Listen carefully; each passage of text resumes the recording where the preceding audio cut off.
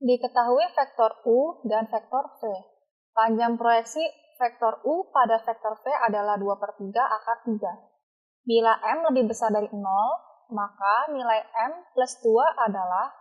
Pertama-tama, kita asumsikan panjang proyeksi vektor U pada vektor V adalah vektor P.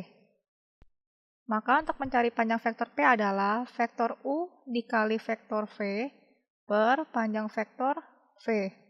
Maka kita asumsikan vektor U adalah X1, Y1, dan Z1. Maka vektor U-nya adalah 1, 2, dan minus 1. Kemudian vektor V kita asumsikan dengan X2, Y2, dan Z2. Maka vektor V-nya adalah 1, 1, dan M. Lalu rumus untuk mencari vektor U dikali vektor V adalah X1 dikali X2 ditambah Y1 dikali Y2 ditambah Z1 dikali Z2. Sedangkan rumus untuk mencari panjang vektor V adalah akar dari X2 kuadrat ditambah Y2 kuadrat ditambah Z2 kuadrat. Kemudian kita masukkan ke rumus panjang proyeksi P. Maka menjadi panjang vektor P sama dengan X1 kita ganti dengan 1 dikali X2-nya bernilai 1 ditambah Y1 adalah 2 dikali nilai dari Y2 adalah 1 ditambah nilai dari Z1 adalah minus 1 dikali nilai dari Z2 adalah M per akar dari 1 kuadrat ditambah 1 kuadrat ditambah M kuadrat. Maka panjang vektor P-nya menjadi 1 ditambah 2 dikurang M per akar dari M kuadrat ditambah 2.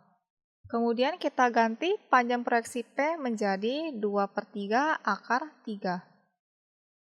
Maka hasilnya menjadi 2/3 akar 3 sama dengan 3 min M per akar dari M kuadrat ditambah 2.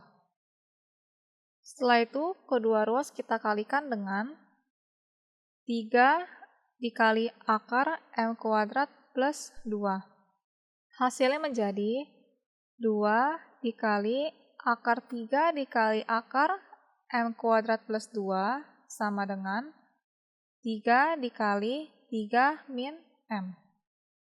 Hasilnya menjadi 2 dikali akar 3M kuadrat ditambah 6 sama dengan 9 min 3M.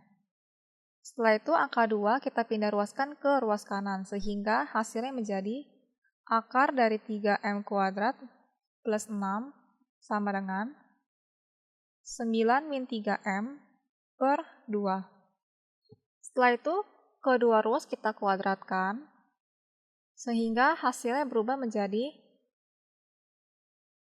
3M kuadrat ditambah 6 sama dengan 9 min 3M per 2 kuadrat.